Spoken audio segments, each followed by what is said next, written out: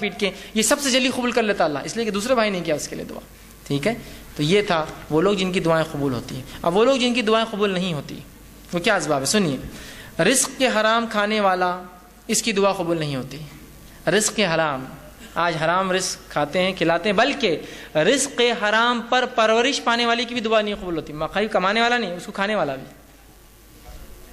دعا قبول نہیں ہوتی اس کی. آپ صلی اللہ علیہ وسلم فرماتے ہیں ایک شخص کا، فرماتے پھر آپ صلی اللہ علیہ وسلم نے ایک شخص کا ذکر کیا جو طویل سفر میں ہے، جس کے سفر کی وجہ سے گرد و غبار، دھول مٹی سے اس کا چہرہ بھرا ہوا ہے، اور اس کے بعد جو ہے وہ دونوں ہاتھ آسمان کی طرف کرتا ہے. وہ حج یا جہاد کے سفر پر ہے اور دونوں ہاتھ آسمان کی طرف کر کے اللہ سے دعا کرتا ہے، اے اللہ میری دعا قبول کر. اللہ کہتا ہے میں اس کی دعا کیسے قبول کروں؟ اس کا کھانا حرام، اس کا پینا حرام، اس کے کپڑے حرام، اس کی پرورش حرام پر ہوئی ہے.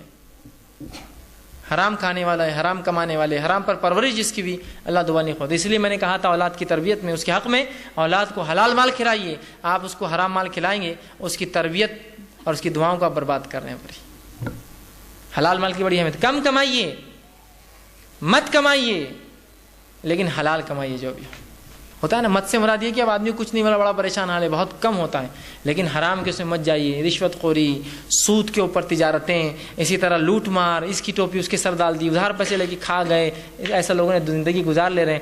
یاد رکھیے دعائیں نہیں قبول ہوتی آپ کی. اپنی مغفرت کی دعا کوئی بندہ نہ کر سکے، وہ رب جو حیا دار ہے اور سخی ہے، اگر وہی آپ کی دعائیں نہ قبول کرے، یا ایسا عمل جس سے آپ کی وہ رب ہی دعا قبول نہ کرے، اس سے بری بات کیا ہو سکتی کوئی بری بات اس سے؟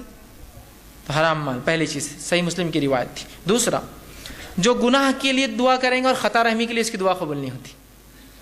گناہ کے لیے آپ دعا کریں، خطا رحمی رشتہ توڑنے کی، اس کی دعا قبول نہیں ہوتی. پہلے وضاحت میں کر چکا ہوں. اسی طرح غفلت اور لاپرواہی سے کرنے والے کی دعا قبول نہیں ہوتی. دل اس کا دعا میں نہیں، ادھر دیکھ رہا ہے، ادھر دیکھ رہا ہے، ادھر سوچ رہا ہے، ایسے شخص کی دعا قبول نہیں ہوتی. پہلے میں نے حدیث آپ کے سامنے رکھ دی. اسی طرح زانی کی دعا قبول نہیں ہوتی. یاد رکھیے، جو زنا کرتا ہے زانی کی دعا قبول. اور زبردستی حاکم اگر اپنے محکوم سے ٹیکس وصول کر زبردستی، تو ویسے حاکم کی دعا قبول نہیں کرتا اللہ تعالیٰ. آپ صلی اللہ علیہ وسلم نے فرمایا کہ سوائے زانیہ کے اللہ سبحانہ تعالیٰ ہر روز لوگوں کو معاف کرتا ہے، جو سوال کرتے رات میں انہیں عطا کرتا ہے.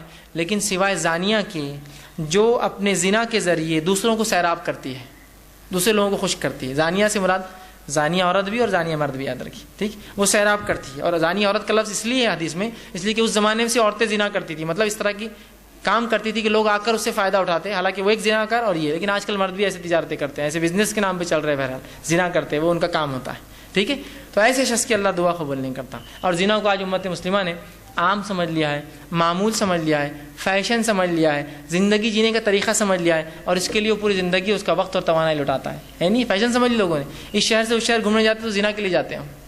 بولنے کی ضرورت نہیں مجھے. اور مانگتے ہو پھر اللہ سے مصیبت میں، کہاں سے اللہ مدد کریں گا تمہاری؟ کہاں سے مدد؟ ہم نے خود راستے بند کیے دعاؤں کے، اللہ نے نہیں کیا. اللہ تو دینے بیٹھا ہی، یاد رکھیے، ہر روز بیٹھا ہے، ہر گھڑی دینا چاہتا ہے. ٹھیک ہے، یہ طبرانی کی روایت تھی. اسی طرح جو قوم امر بالمعروف اور نہی عن المنکر کا کام روک دیتی ہے، اچھائی کا حکم نہیں دیتی، برائی سے رک جاتی ہے، اور فرائض پہ عمل نہیں کرتی، اللہ ایسی قوم کی دعا بھی نہیں سنتا. اس کے تعلق سے جامع ترمذی کی روایت ہے، آپ نے فرمایا، بڑی مشہور حدیث آپ نے فرمایا، اس ذات کی قسم جس کے ہاتھ میں میری جان ہے، تم امر بالمعروف نہی عن المنکر کرتے رہو، ورنہ ان قریب اللہ تم پر اس طرح سے عذاب نازل کریں گا، پھر تم اس سے دعائیں کرو گے، تمہاری دعائیں قبول نہیں کی جائیں گی. جو فرائض کو چھوڑنے والے ہیں، اچھائی کا حکم دیتے، برائی سے نہیں روکتے، ان کی دعائیں بھی قبول نہیں ہوتی. تو یہ وہ چند اشخاص تھے جن کی دعائیں قبول نہیں ہوتی.